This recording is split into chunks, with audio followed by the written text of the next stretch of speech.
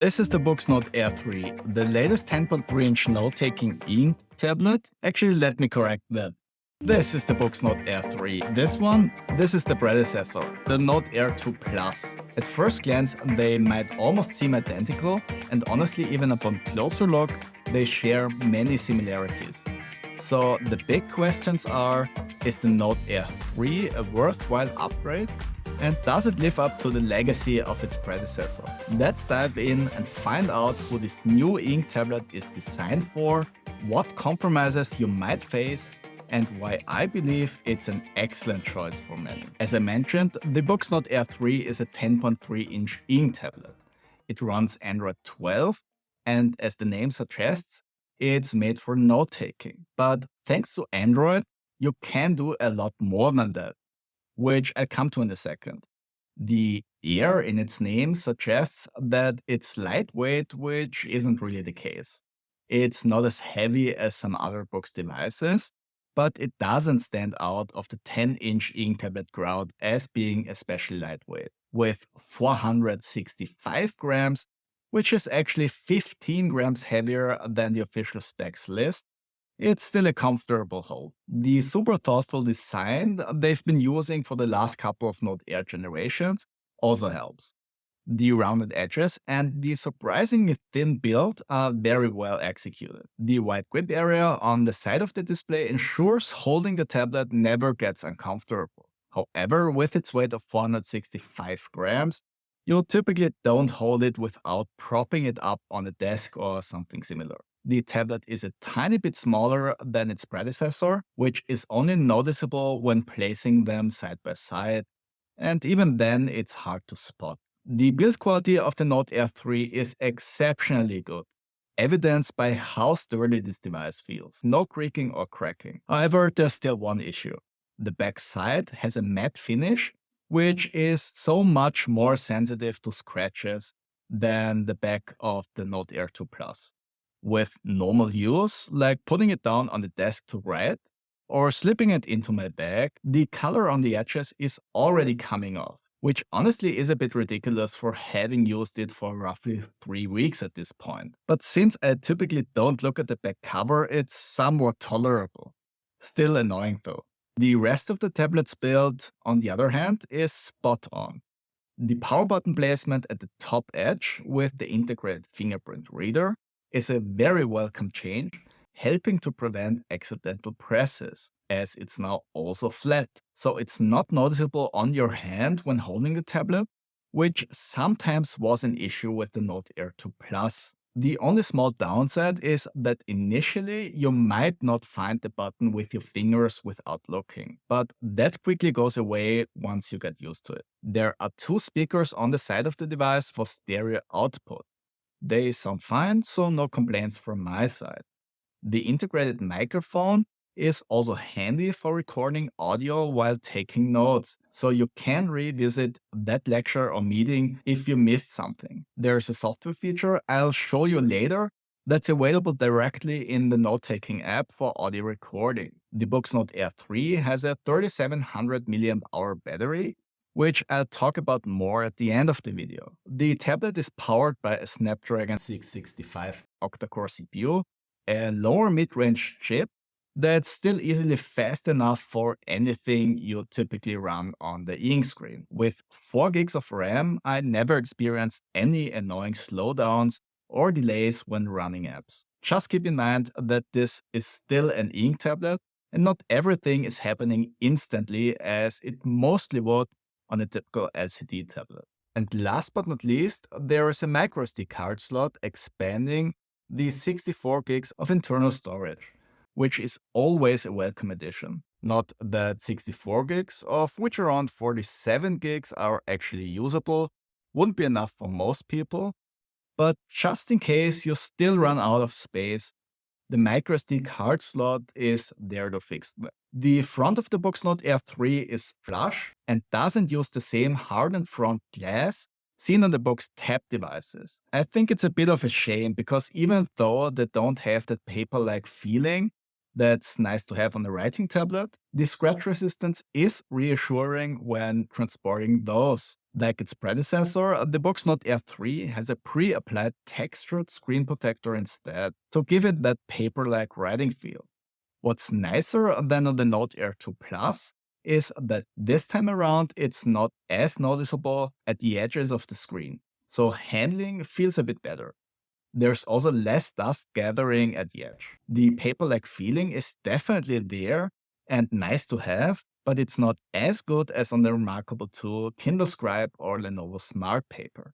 However, the difference is only noticeable when directly comparing them, and on its own, I doubt many people will have any issues with it. And just a tip, don't peel off that screen protector, hoping to find the same glass as on a Bookstep Ultra underneath. The front glass of the Note Air 3 is actually super glossy, similar to the Note Air 2 Plus. So only remove it if you plan on replacing it. But currently, there's no aftermarket protector that feels as good as the pre-applied one, at least not one that I know of. Which brings us to the pen and the writing feel. I still don't like that the Boox Note Air 3 only comes with the cheaper pen option. It's not a bad pen, but still feels a bit cheap in my opinion. But thanks to a small material change compared to the Boox Note Air 2 Plus's pen, it's a little better than before at least, although still not as good as with the Boox Pen 2 Pro. When not in use, you can attach the pen to the side of the tablet. It's held there magnetically, and I've never had any issues with it being too loose. Unlike with the Boox Note Air 2 Plus, which I always found incredibly annoying. So no issues here, thankfully. The pen uses Wacom technology, which means it's passive and doesn't have a battery. So no need to charge it, just start writing. Pen's latency is very small, around the 20 milliseconds mark, as I've checked with an ultra slow motion shot. Such a small latency can still be seen, but typically doesn't negatively affect the writing feel. It's also the same low latency that most other ink tablets released in the last few months have. So thanks to the paper-like texture of the screen protector and the low latency, the writing feels very natural. However, there's a small issue with a bit of lag when drawing lines, as you can see here. For me, it doesn't really affect usability negatively, but still shouldn't be happening. Hopefully, that will be fixed with the software update. What's also important to note is that the mentioned 20 milliseconds latency is only available with the pre-installed Notetaking app and very few other selected apps. With most third-party apps, you get significant delays usually, which makes using them essentially pointless. So keep this in mind if you intend to use a specific app for note-taking. OneNote, for example, works pretty well, which is the app most people have been asking me about. There's also 4096 level pressure sensitivity, so sketching with the Boox Note Air 3 is also an option. The pressure levels have been fine-tuned better than on the Note Air 2 Plus, but not as well as on the Note Air 3C curiously. Just in case you haven't heard of it, the Note Air 3C is a color version and very similar to this one in most other aspects. You can find a link to my review in the description below, and I'll also do a direct comparison between the two tablets soon, so like and subscribe to not miss that. Okay, back to topic. The pressure levels on the Note Air 3C feel a bit better, to be honest, but the biggest difference right now is tilting the pen. The Note Air 3C reacts as I'd expect when tilting a pen, but the Note Air 3 does not. Hopefully, they can fix that with the software update, because as it is right now, I very much prefer the handling on the color version. But just so I'm not misunderstood. Even with those differences, the writing feel on the Note Air 3 is very good. Just not as good as on the Note Air 3C. So let's talk about the screen itself, which was the biggest disappointment for many. But let's take a step back. The Boox Note Air 3 uses an EInk Carta 1200 screen, which is one of the best EInk screens you can get at the moment. Contrast levels are very good and noticeably better than on the Note Air 2 Plus. both with and without the Frontlight. The reason for the disappointment came from the resolution. It has a 227 ppi resolution, which is definitely not bad, but it's not the 300 ppi pixel density that people, myself included, were expecting.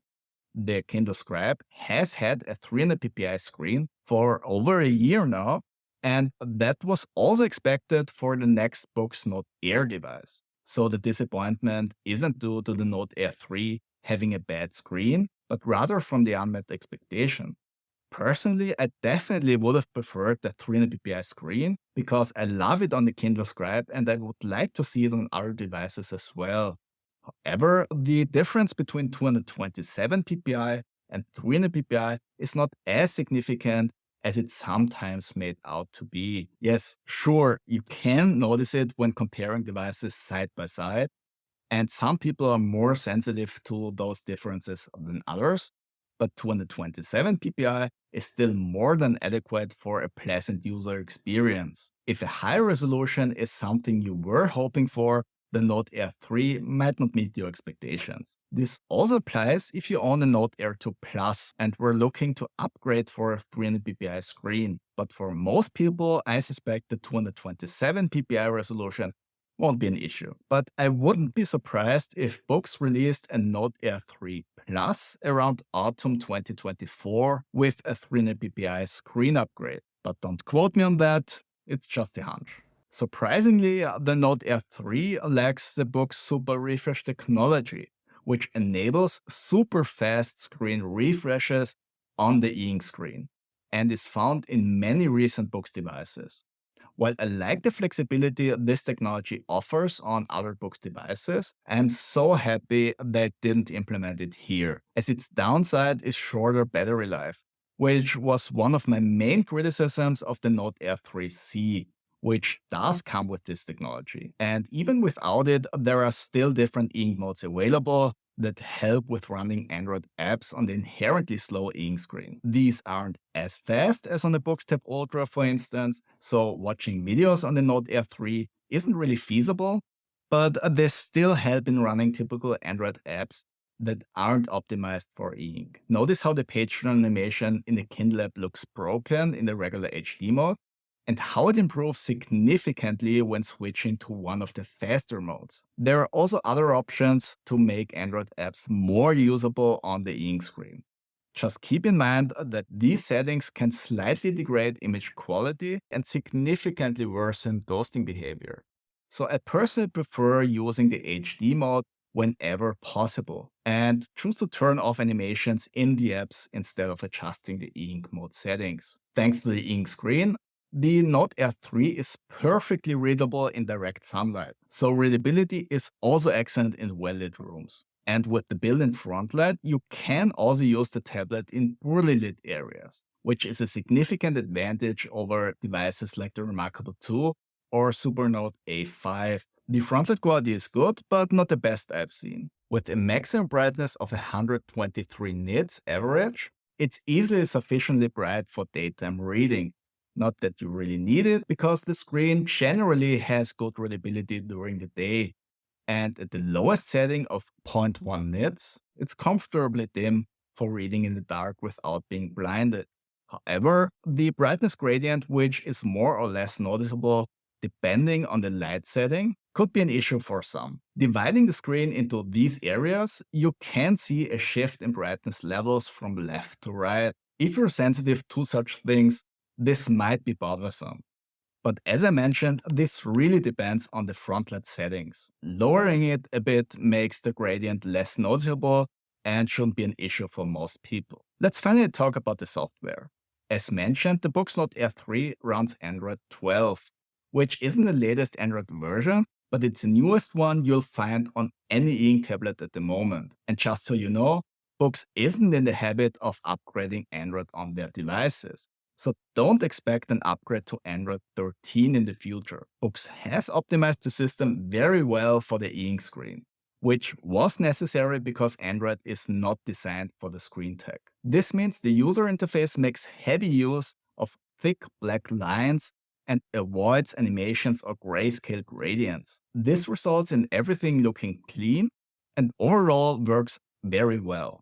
The tablet uses the Boox launcher with the navigation bar on the left. So it's not the tablet-like launcher found on Boox tab devices, which I think is a shame because I prefer that one for its cleaner look and greater flexibility. So this isn't your typical Android user experience, which also applies to the ease of use, unfortunately. Getting started with the Boox Note Air 3 is pretty easy, but mastering the system with all its options takes some time. There are so many functions, and especially the app compatibility options for the EInk screen might require some tinkering. But it's still great to have them nonetheless, as you can run pretty much all Android apps thanks to these options. Note-taking is obviously a core function of the tablet, so let's quickly check that out as well. Here you have the option to create handwritten notes and also type text. There are a lot of options for handwritten notes, which Boox has been refining over the last few years.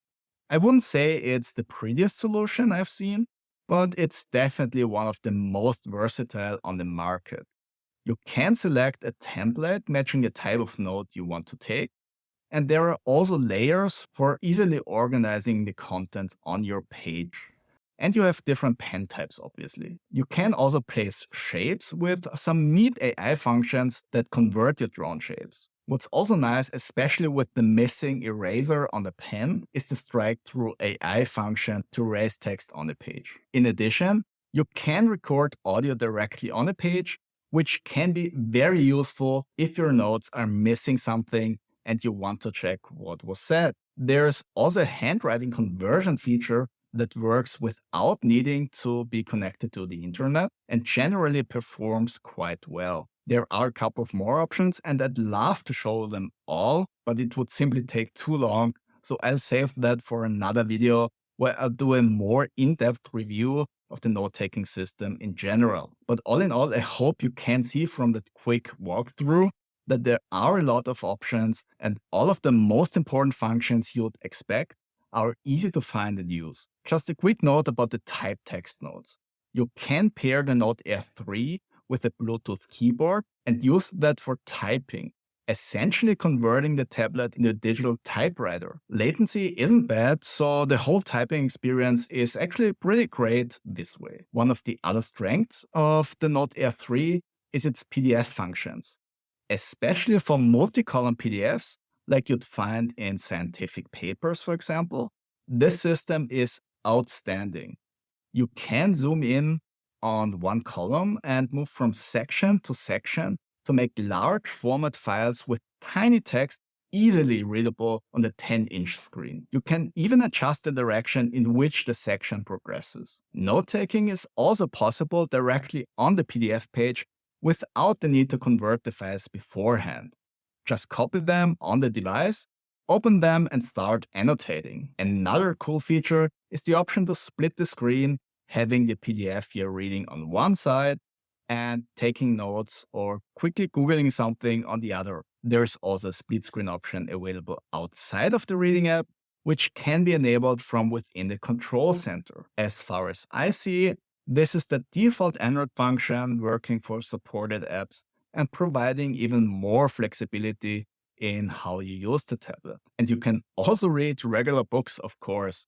Although DRM-protected ebooks need to be opened with another app than the default one. For soft DRM and ebooks without protection, the default e-reading app works perfectly fine and offers a lot of options to fine-tune the layout. There's also a note-taking function for creating sticky notes and the dictionary function, which has been improved since the Note Air 2 Plus and is now using an online dictionary for looking up words. So to use it, you aren't forced to sideload your own dictionaries anymore. However, I'd still like to see pre-installed local dictionaries here as well, without me having to go hunting for the proper files. The text-to-speech function is probably the best you'll find on any EInk device right now, and allows you to synthesize speech from the ebook you're reading, using the default Android speech synthesis. This means you can choose many different languages and even dialects all from within the UI. It's a bit more complicated to set up than I'd like, but it works perfectly fine after the initial settings are in place. So let's listen how it sounds. Chapter 2. Mr.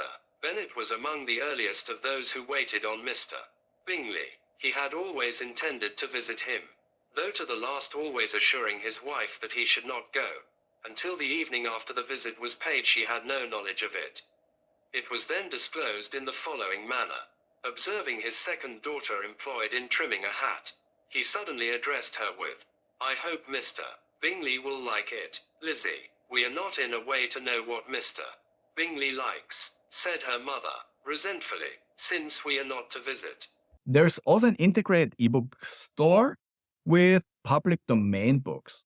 If you'd like to read contemporary literature, you'll need to find another source, either through an app like Kindle or by using the web browser. Speaking of which, browsing the web works really well on the EInk screen and is super useful. So even for longer research sessions or just killing time surfing the web, it's pretty nice. I've been using Firefox with an ad blocker, which makes the experience even better. Because thanks to Android 12, you can also install apps either through side-loading APK files or using the integrated Google Play Store. In terms of functionality, as I've already mentioned, you can use different EInk modes to run even fast-paced Android apps. And while you wouldn't expect to run Android apps on EInk smoothly, it really works well for the most part. Just be aware that this isn't an LCD and you should still expect some compromises when running certain apps. There's also a cloud service to sync your notes to either US, EU, or Chinese servers.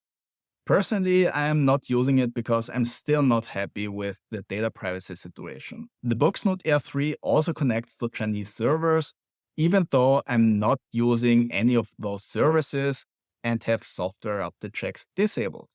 And although Android is known for connecting to servers on the internet, as a user, I don't see a need for these particular connections if I'm not using Boox services. However, Boox has a privacy policy in place stating that they adhere to the GDPR, which is the data privacy protection law in the EU.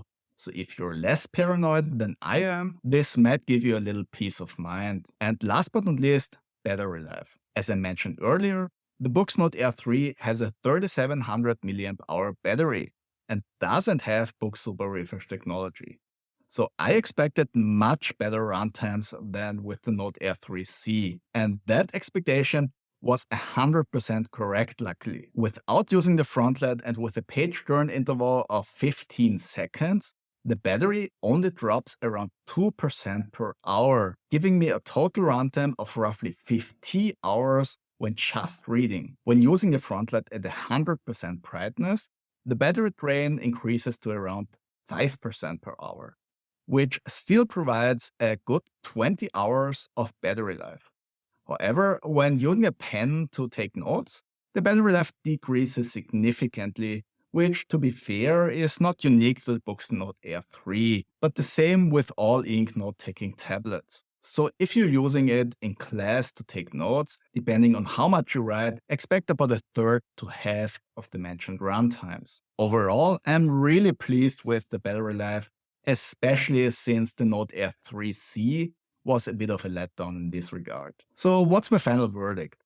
In short, the Boox Note Air 3 isn't really the best at anything, but it's really quite good at everything. There is no area where it scores a perfect 10 out of 10, but it does pick up many 8s or 9s for things like haptics, flexibility, functions, and so on. If you've heard someone doing a similar rating, yes, I totally stole that from MKBHD when he was talking about his new car recently. And it just fits so well for the Note Air 3 too. And just like the Porsche 911 Marquez was talking about isn't a car for everyone, the same is true for the Boox Note Air 3, despite it being pretty good.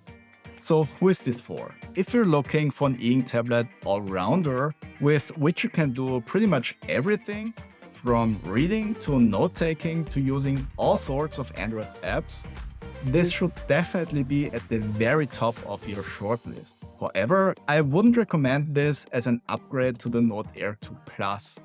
As I said in the beginning, it's essentially the same tablet. Sure, it has a couple of small improvements, but even adding them up doesn't really justify investing another $400 in my opinion. It's also not a tablet I'd recommend to purists who want a streamlined, easy-to-use device. And pixel peepers should also look somewhere else because of the missing 300 ppi resolution and the somewhat uneven front light that won't be satisfying for you. In the end, the Boox Note Air 3 is an EInk tablet that I believe many people will be happy with, even though it's mainly a small iteration of what we've seen in the previous model. I'll be doing a couple more direct comparisons, so like and subscribe to not miss those. And also if you found this review helpful. Thanks for your time watching and see you in the next one.